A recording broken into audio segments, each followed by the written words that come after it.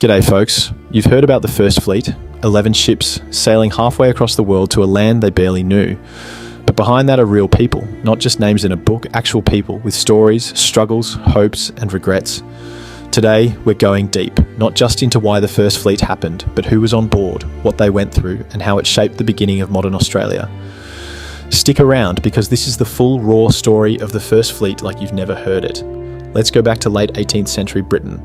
Industrial revolution, big cities, crowded slums, poverty through the roof, crime, mostly petty, was on the rise. And the justice system, absolutely brutal. People were getting life sentences for stealing a loaf of bread. Children as young as 9 were locked up in horrific conditions. The prisons were overflowing. They started using old decommissioned ships called hulks as floating jails. Rotten wood. Disease everywhere, no daylight.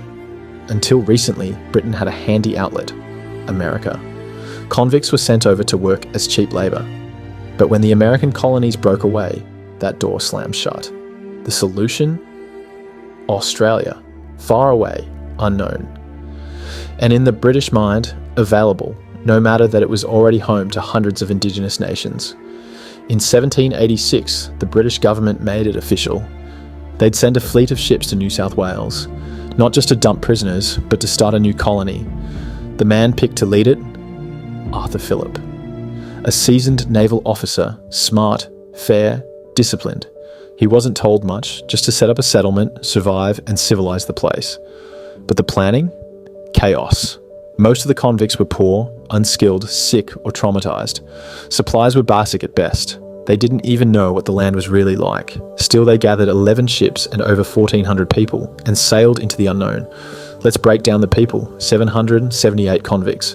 About 2/3 were men, 1/3 women. 14 children, some convicted, some with their parents.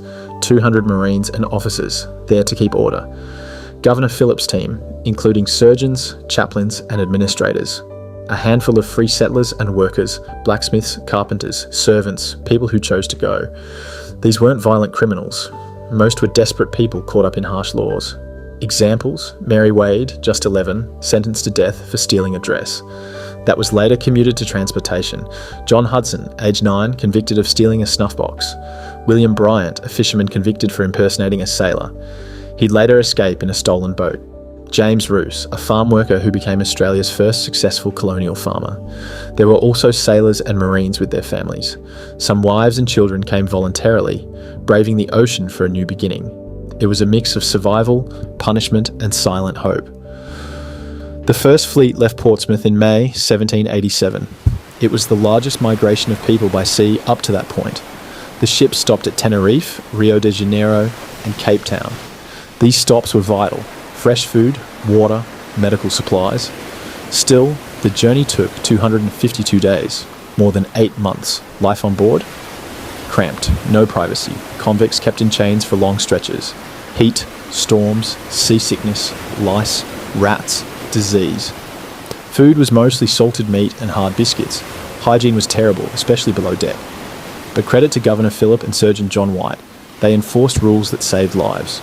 Only 48 people died on the voyage. For that era, remarkably low. Still, many women faced abuse and exploitation. Relationships were complicated, some protective, some predatory. It was a dark, often overlooked part of the journey. They arrived at Botany Bay in January 1788. Problem was, it sucked. Bad soil, no fresh water, poor anchorage, so Phillip sailed north and found Port Jackson. On January 26, 1788, the British flag was raised at Sydney Cove. That's the date we now call Australia Day.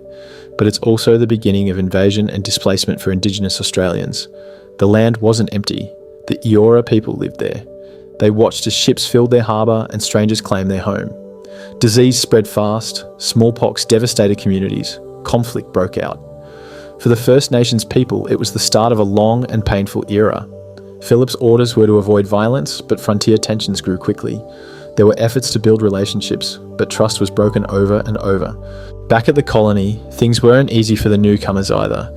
The ground was rocky, crops failed. Tools were limited, food ran low. For months, everyone, convicts, officers, even Phillip, lived on short rations. Shelters were basic, illnesses spread, tensions between guards and convicts flared. But slowly things began to take shape.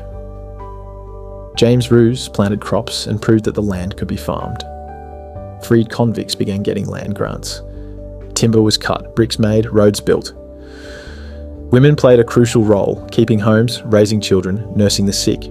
Some even became midwives, teachers, and community leaders, and by late 1789, the colony had weathered its first brutal year. Over time, many of the convicts earned pardons or finished their sentences. Some left, but most stayed. They married, had kids, built farms, opened businesses. They became the first settlers of European Australia. The British kept sending more fleets, more convicts, more settlers, and the colony grew. But so did the impact on Aboriginal peoples: displacement, disease, massacres, and decades of resistance. The First Fleet set all of this in motion, so the story of the First Fleet isn't just about ships or criminals, it's about people. People who were desperate, people who were punished, people who chose to go, and people whose lives were forever changed, both those who arrived and those who were already here. It's not a neat, heroic story, but it's our story. The messy, hard, very human beginnings of modern Australia. And in the next episode, we're zooming in on specific characters: the survivors, the rebels, the pioneers. You'll meet the child convicts, the escapees, the farmers, and more. Hit subscribe if you want to see it. Catch you in the next one.